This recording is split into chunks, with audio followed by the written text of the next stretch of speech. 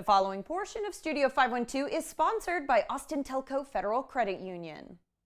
As more couples reconsider traditional financial arrangements in marriage, Pamela Cotton, Vice President of Member Services at Austin Telco Federal Credit Union, is here to talk to us about why some folks may opt to keep their money separate and how to navigate any potential challenges. I'm feeling very seen. As Pam knows, I did just get married, and this is something we're talking about. So Pam, why might couples consider maintaining separate finances after marriage? Well, so you just got married, coming together, and I have to preface this with saying it's not for everybody. There are lots of choices, but you've had your financial independence. Maybe there's a little bit of a challenge doing that together. So maintaining that financial independence is a great way to start that.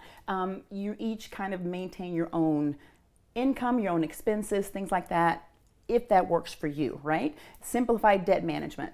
If you have the expense, if you incur it, then you're going to pay for it. So you just keep that separate. What are some potential drawbacks of separate finances if we don't agree to do at least a little working together? That's right. So the first thing we talk about, trust issues. Are you being upfront and honest? Are you being open? The one thing you could do if you choose to do that is just be transparent, showing each other what you have and how that's working with the household, right? So you don't have to worry about, are you hiding something? What are we doing with that? And then the communication barriers, again, being transparent, talking to each other, saying what works best for you. Is it a challenge for one more than it is the other? Just communicating to make sure that's working for you both. And then the complex long-term planning. If you're keeping everything separate, how are you planning for buying a home, having children, for retirement? How can couples effectively manage shared expenses if they choose to keep their finances separate, but they want to put some things together?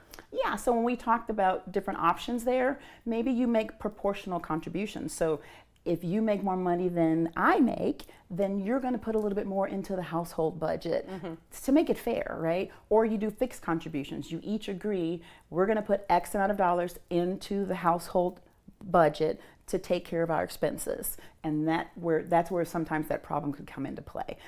We got expense tracking apps, like on our mobile app we have the money management tool that actually helps you keep track of where you're spending money, and it'll actually help you with that. And then the joint saving goals. Work together, agree on what you're going to do. We talked about retirement. Do those things together. Absolutely, and as life changes, of course, that budget's going to change, so you need to keep checking in. Okay, Absolutely. Good advice today, Pam. Thank you so much. Thank you, Rosie. To learn more about all of the services Austin Telco Federal Credit Union has to offer, visit atfcu.org. The preceding portion of Studio 512 was sponsored by Austin Telco Federal Credit Union.